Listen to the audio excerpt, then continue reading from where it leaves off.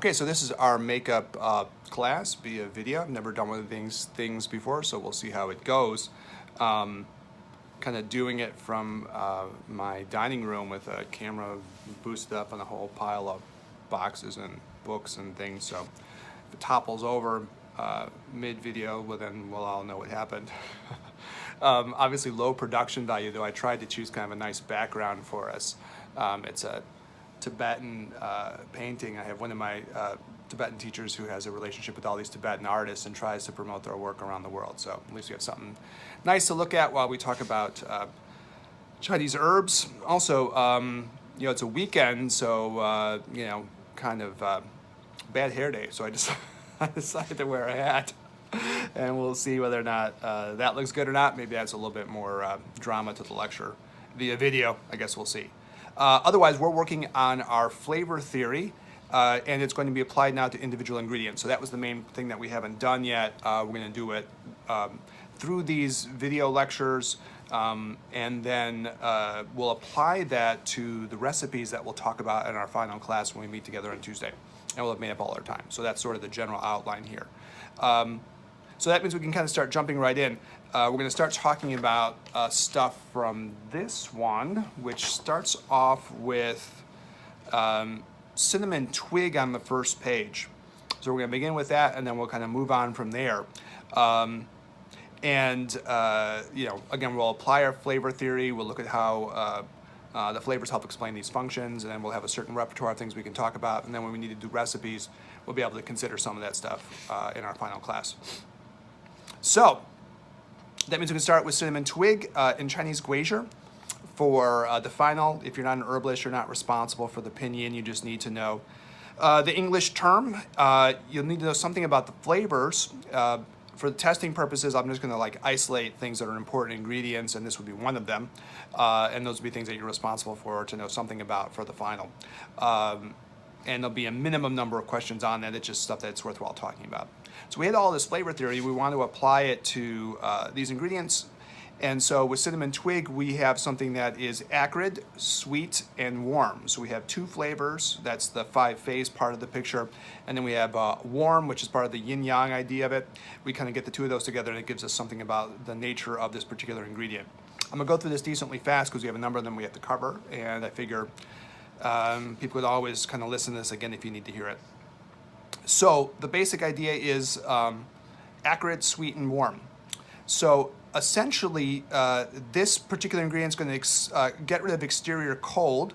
That makes sense because it's a warm ingredient. It also makes sense because it's acrid. We know the acrid helps to like out-thrust wei qi, out-thrust the exterior. So that all fits together. And in this particular one, since it's also sweet, it's a little bit tonifying. So part of the idea when it says in the notes, adjust the nutritive protective levels, what's happening here is that you're not only tonifying, and you're not only clearing, you're doing kind of a combination of the both. So that's sort of the basic idea of how this ingredient works, and it's a really important one, especially for the treatment of cold, and that means it's important for people like Zhan Zhengjing. Second point on this one, with it being acrid and warm, is that we know that acrid moves through the channels, and warm will move through the channels and get rid of heat. So it warms the channels and disperses cold, and that's especially good for things like bee syndromes, wind, cold, damp bee. We had talked about this, I think, earlier in the semester. We had looked at this even in the prevention of cold collecting in the joints that might even become arthritic conditions over time. So in cold weather climates like Chicago, this could be valuable. And then also useful for other purposes. In this particular bullet point, the second one on the two on the sheet, it talks about this being used in gynecology. And the idea is when you have cold in the lower jaw in female patients, you get cold and blood stasis, qi stagnation. So that's part of that 5 obstructions idea that we've talked about, similar to the 6 depressions, but more when you're talking about cold as opposed to heat. And so that's the idea. Also, we get the idea in the next one, unblocks the yang and transforms the qi. So this means that it can treat edema for cold phlegm, and that's essentially basically just the 5 obstructions again, right? So it's kind of the same thing, just repeating. The next bullet point is interesting. Warms and facilitates the flow of yang qi in the chest. This means that it gets rid of cold in the upper jaw. It also helps to supplement the heart yang. This is a very important thing, really a big deal for Zhan Zhengjing, like very important for him. He likes to, as we saw from what we talked about earlier, support the yang of the heart, support the yang of the qi in the chest. So that's the basic concept. And because it's acrid and warm, it creates yang and movement, helps get rid of cold, but because it's also sweet, that means it has some tonifying qualities, right? It can work at least a little bit through the earth and help develop qi and yang that will help support the heart. So that's the basic idea of this. The last idea is warms and facilitates flow in the blood vessels. So they mentioned here dysmenorrhea, which kind of fits to the gynecological thing that was being mentioned earlier, so it's not really that much different. But you can also look at this as sort of cold in the vessels overall, not just in terms of the blood and gynecology. It can be used for anytime where there's cold that's happening and there's blood stasis. So that's sort of the basic idea. It's pretty logical from what we already talked about, but they kind of break it up as a separate thing here. So that is cinnamon twig, really important ingredient, also very handy foodstuff. Certainly one of the things that people are willing to consume, right? And hopefully in class we'll have time to look at a couple of things from Zhan Jingjing of how he combines this with other ingredients that it works well with. So at the very least, what we'll see is that it'll work well with things like fresh ginger. It'll work well with things like dates and cinnamon. And it's good for when cold and probably good for just sort of general health and protecting the yang of the body and also helping protect people who are exposed to a lot of cold. So that's the basic concept. All right, next page. Next page is fresh ginger. Fresh ginger is just acrid and warm. That means it doesn't have the same kind of tonifying qualities and doesn't help to generate as much through the earth in terms of what sweet supports, right? A lot of things that are sweet are going to help to build things like qi and blood and even deeper things in the body like yin. So when you get to ginger, you just get sort of an acrid and warm idea and less of the tonifying qualities. Still, we'll see some things that are really similar to cinnamon. So for example, releases the exterior and disperses cold. That's for exterior cold patterns. So that's if you have any wind cold, ginger is fine for that on the exterior. And even I think as cold penetrates deeper into the body, you'll see ginger being used a lot. And that fits in what ZZJ will do and other people will do. Warms the middle burner and treats vomiting. So if you get cold in the stomach, this is also useful. Can help treat stomach counterflow qi. You can see this sometimes being used even in a folk way and probably in American culture, even for things like morning sickness. The point here, though, is this is caused by cold. So it's not just it's not just counterflow qi in general for any reason. And there's stuff in the classics that says a lot of counterflow qi stuff of the stomach is going to have to do with some heat. So if you have not just cold, but also heat, you wouldn't want to use this just by itself for sure, and it's not like exactly the right thing to do just as a sole ingredient. So if you see someone who's just taking this routinely for morning sickness just because it's kind of a thing to do, and you think they have heat in the stomach, you actually have to get them to not take this because it won't actually work unless the root of the counterflow is in some kind of cold obstructing the stomach. Next point, this person's cold and stops coughing. This is for coughing due to both wind cold patterns and chronic lung patterns with phlegm. So certainly makes sense, that you can use a kind of a warm acid ingredient to outthrust the lung qi and help to deal with the cold that might get into the lungs, and that's a common application of this. And then if you have long-term phlegm, this is okay too, as long as the long-term phlegm isn't phlegm heat. So you have the same criteria you've had before. If you have something that you could use a warm acrid thing for, to either help outthrust it or maybe to help gradually transform it over time. We know when we have more yang, it will help get rid of pathological fluids, right? So that's the idea here. And once again, you're kind of almost back to like a 5 obstruction kind of a way of talking. Good. Next bullet point, it's used for reducing the toxicity of other herbs. This would include things like aconite and pinelia, but we don't care about that because we're talking about food, so that's not a deal. On the other hand, though, you could see ginger being used kind of in a folk way in Asian cultures just to kind of have this thing. Like, you go to eat sushi and they give you some pickled ginger, and that's not just because it's just clearing your palate. It's because if there's anything funky going on, you eat the ginger and it helps to protect the stomach. So there's a kind of a cultural application of this that goes a little bit beyond just the medical idea. If you have herbs that have some toxicity, you can kind of treat them with the ginger. Not our focus, but you can still be seeing it being used in other contexts. So makes sense. If you have people who have sensitive stomachs, if there's anything a little bit off with the food or something, this is probably something that people could take and it would be all right. Finally, we get a little bit back to what we saw with the first bullet point under the cinnamon twig, which is the idea that these things can be used to treat exterior invasions of wind cold for people who are weak of Wei Qi and the exterior is open and they're getting invaded. So this is very similar to cinnamon. The deal is that ginger is usually used with cinnamon to do this. So it's a little bit probably more the composite of this rather than just the ginger by itself. And that is ginger. Next one is scallions. So just kind of flipping through the pages. With scallions, again, kind of a folk thing. Probably everyone in China, like traditionally, would have these kinds of things laying around their kitchen. There was kind of a great Taoist meditator and clinician, Gaheng, and he produced a medical book that was called Formulas That You Can Keep Up Your Sleeve or something like that. So it's the kind of stuff that you would just have around the house. It's just kind of sitting there, and if you have something going on that you need something simple that would be readily available, he was trying to provide people with those kinds of ingredients, right? Stuff that would come out of the kitchen. And that's essentially what you get with this song bai. This is a scallion or a spring onion. You'd have it for cooking purposes. And then it does warm acrid things again, right? We're all just in the warm acrid part of the things that we're talking about. So it helps to release the exterior, will induce a sweat, so it's diaphoretic. It does that by kind of out thrusting, and then you get the clearing of the exterior. It gets rid of cold, it unblocks yang. That's because acrid creates movement, and warm things, can get rid of the cold, so that's really logical by our flavor theory. And they mention things like cold in the abdomen, or cold that's affecting the nose, and you can kind of just treat this in a very easy way. For the most part, practically speaking, this is probably pretty early stage, whatever you would be wanting to use, but that's the reason why it's kind of important. You can kind of keep it around the house, formulas that you'd have up your sleeve or something like that, and it's kind of just easy to use. They mention also relieves toxicity and disperses clumps for sores and abscesses.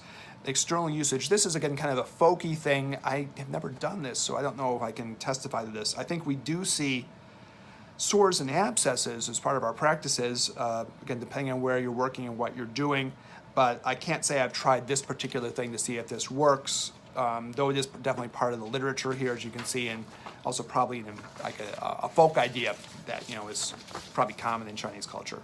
All right, that means we can kind of turn the page. The next thing on the table here is ganjiang, fresh ginger. The copy kind of sucks here a little bit. I apologize for that. I don't think I realized how much of this got clipped. But in any case, we'll still make our way through it.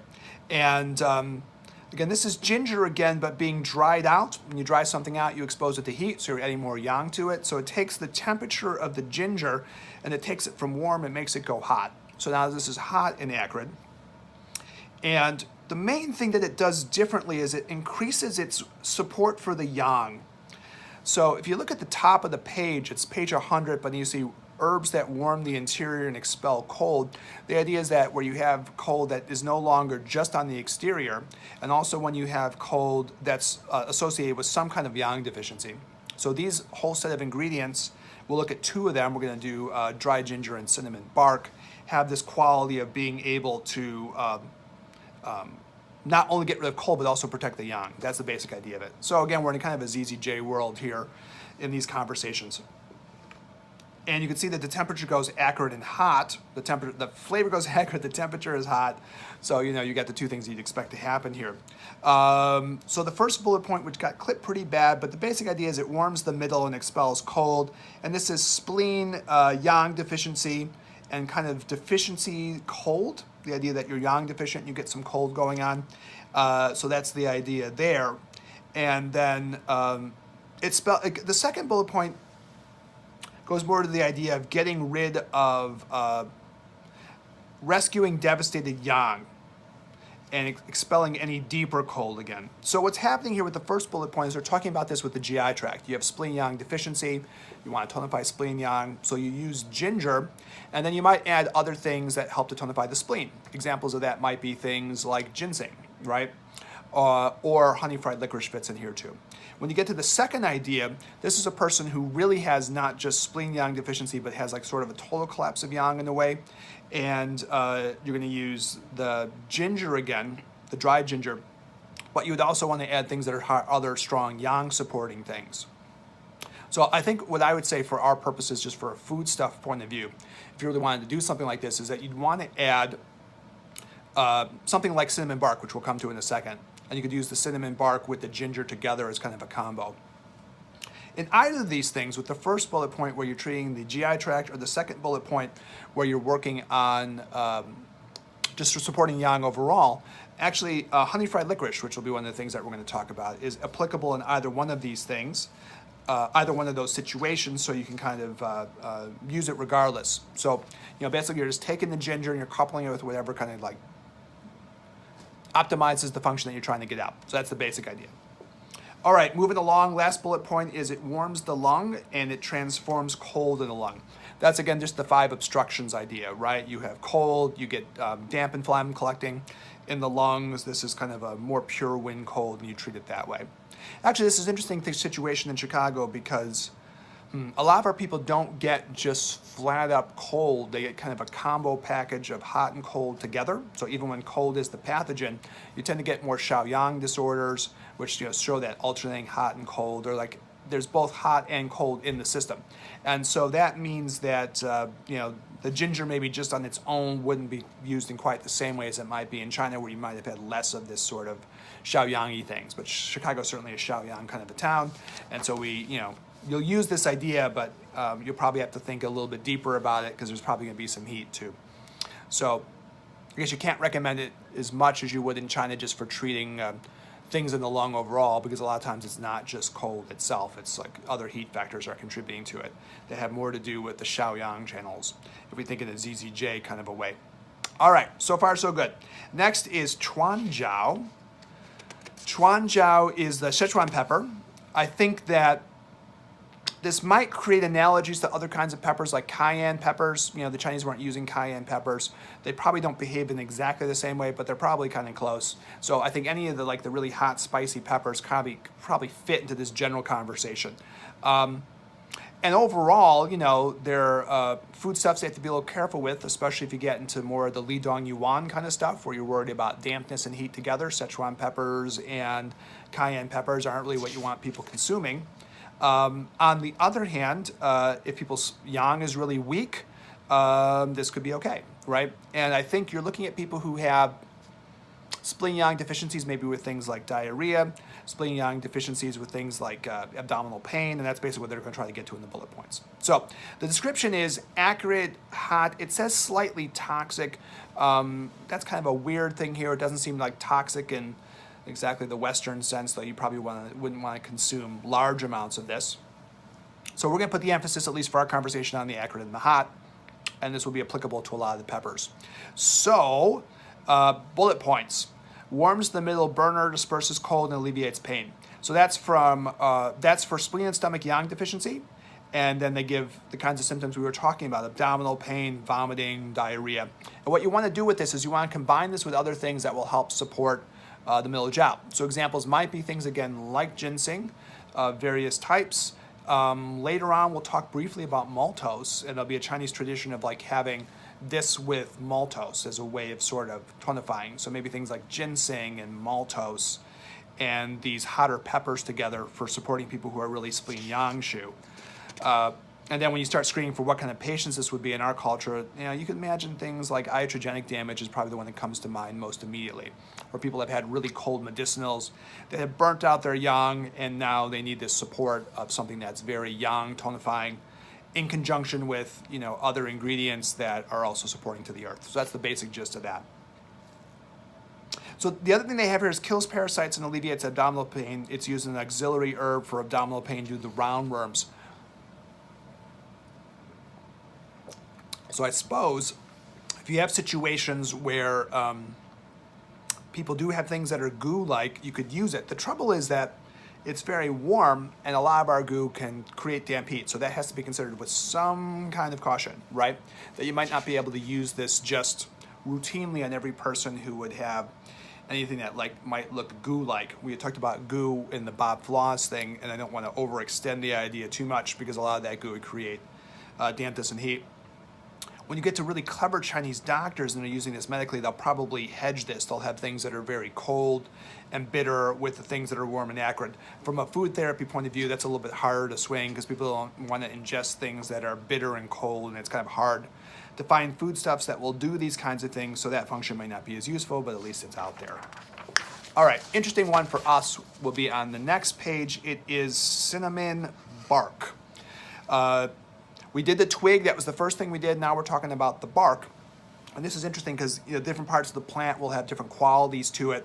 In this case, it's not that different, but it's different enough that they warrant like sort of separate discussions. And with cinnamon bark, we're more close to those herbs that treat the interior for cold that's deeper in the body, usually due to some kind of concurrent yang deficiency. So that's the basic idea of this. So that means when we look at the flavor profile, it's acrid, right, which is sort of a moving and yang supporting flavor. It's sweet, so there's a tonifying quality to this the same way there is with the cinnamon twig, but in this case it's hot, where the cinnamon twig was just warm. And that does change the quality of this, and it does it in kind of a really interesting way that we'll try to walk through here. So when we look at the bullet points, the first one is that it warms the kidney and fortifies the yang. And it says this is for a wide variety of problems due to kidney yang deficiency and kind of Ming Men deficiency. They're saying gate of vitality, that's the phrase that they're using for Ming Men. So it's supporting Ming Men, the underlying constitutional yang. Then it gives you a bunch of symptoms, things like aversion to cold, cold limbs, it's a little cut, again, sorry for that, weakness of the lumbar, erectile dysfunctions in male patients. Premature ejaculation might fit into some of these patients, and there is a conversation about wanting to tonify people when they do show premature ejaculation, because it's one of the things that may be a symptom that could indicate problems up the road, like erectile dysfunction, frequent urination. It's it's sad. I was in the clinic the other day, and there was a 35-year-old man who works as sort of a management consultant or something like that, and works a lot, travels a lot, and he's 35 and he's already showing erectile dysfunction type symptoms, even though he's a younger guy. And I think you do have that in our culture when you start talking about male patients, where you're going to have overwork and taxation contributing to the kind of running down of the body. And the guy has lumbar pain, he has frequent urination, he has almost this kind of set of symptoms. So for a patient like that, certainly cinnamon bark would be something you could use as a supplement. Of course, one of the things that comes to mind is if you send somebody just to the store to buy cinnamon, what are you getting, cinnamon twig or cinnamon bark? And to be honest, you really don't know. And there's a concentration question that's kind of interesting here too. So the way I understand it, and I can't say for every manufacturer of spices that you'd buy in the store or something, the basic idea is that I think they're 2-to-1 concentrations or something like that, which is different than what you have in sort of the Chinese granules. In the Chinese granules, it goes to a 5-to-1 concentration, so you can get much less of the actual powder going in and get a lot more kick out of it. So what I'm advising, if you decide that you want to take this really seriously and you want to start making these kinds of things in a prescribed way with patients, really what you probably want to do is you want to make them buy these granules, and probably from you, right? So that you're the one that's you're supplying it. That way you'll know exactly what they're getting, you'll know the percentage of what they're getting, and you can kind of control what they're doing on a daily basis. And that way it can be done in a much more professional way. I think for people who are DCs and NDs, you're kind of already maybe a little minded that way. If you're just thinking about being an acupuncturist and not an herbalist, you might be thinking, well, that was never one of my intentions to do. But if you do decide that you want to do this more seriously, as part of your practice and as a service to your patients, I think that is doable. And it's not really a huge deal. You just kind of give people what you want them to take. You're providing another service for them, and I don't think people don't mind it at all. And some of these things can then be dropped into very convenient routes of administration. So we'll look at Zhan Zhengjing using cinnamon a lot. You could probably put those things in the oatmeal, or the Chinese like to do these sort of kanjis where they put them in the rice. But Americans, even if they make smoothies and stuff like that, you can get people to start to ingest this stuff. And if you talk about something like cinnamon bark, it's a pleasant tasting thing anyways. I actually think it tastes better than twig in its concentrated form. Okay, so that's the kind of spiel on that. Otherwise, it's going to tonify kidney yang, and since kidney yang helps support spleen yang, it's also going to help support spleen yang, so you're getting sort of support for these two organs. And then finally, the very last thing it says, and this is this kind of thing that sometimes slips under the radar, is that it's tonifying the kidneys, and that helps the kidneys grasp the qi. So if you have people who have vulnerabilities to asthmatic type things, shortness of breath, this is another ingredient that could be good as sort of a long-term supplement, as long as you make sure that you don't have heat, which would be contraindicated. You can kind of use this thing in a safe way. All right, next deal. This is really interesting. We had talked about Zhanjiang Jing and the idea of a weak yang rising. And cinnamon bark is definitely one of the things that has a reputation for treating this. And the implication for yang is really interesting. It's kind of like the yang is weak, it floats, and it won't return back down. And so it says here, leads the fire back to its source on the first bullet point. I guess it's on page, is that 302? But anyways, you turn the page to the next one, you can see this next bullet point. And so you get this manifestations of hot above and cold below.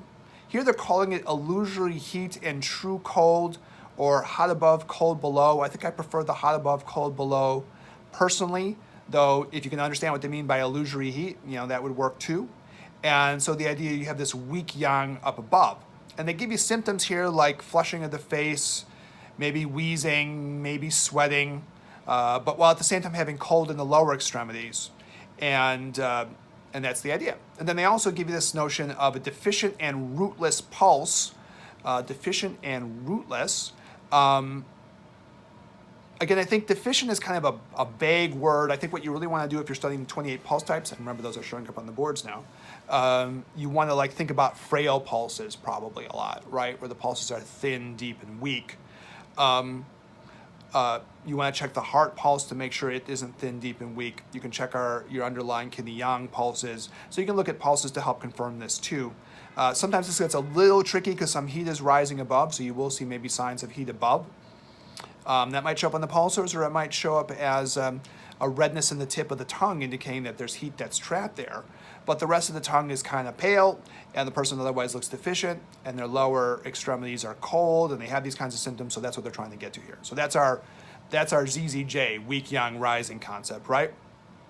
So what you do then is that you tonify this yang and you direct it downwards. And this is what the hot and the acrid thing does. It generates yang, and it makes the yang so strong that it kind of turns around again and starts to complete its circuit going back down, which is a little counterintuitive, I think, when you first hear it, but that's the basic idea. It tonifies the yang so strong that it reaches its extreme and it starts to move back towards the opposite. This is almost like intertransformation in the laws of yin and yang or something like that. So that's the concept.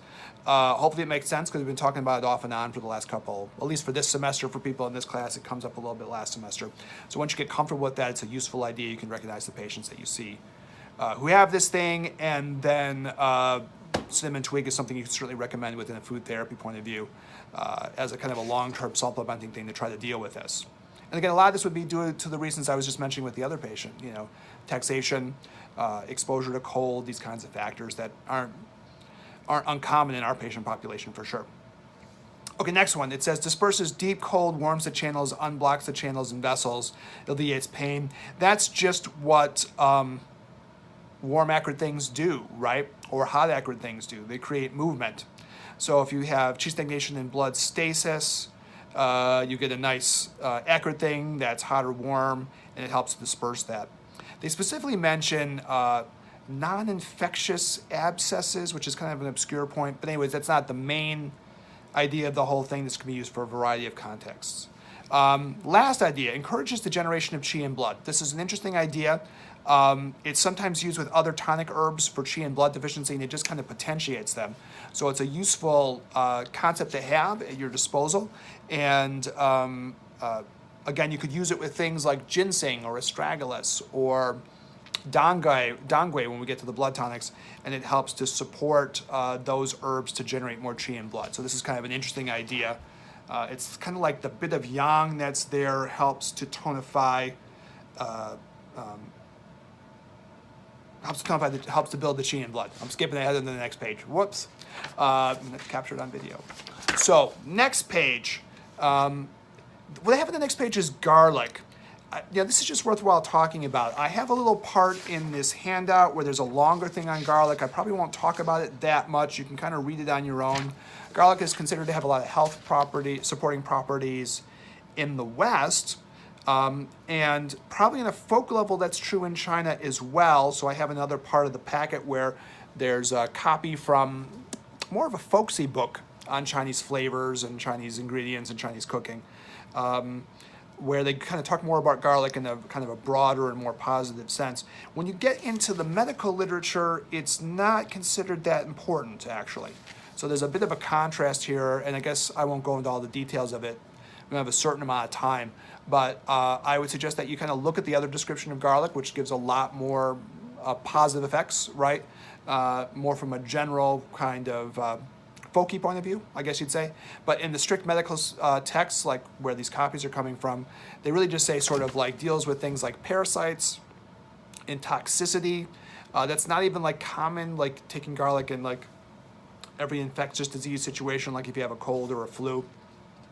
So it's hard to say, you know.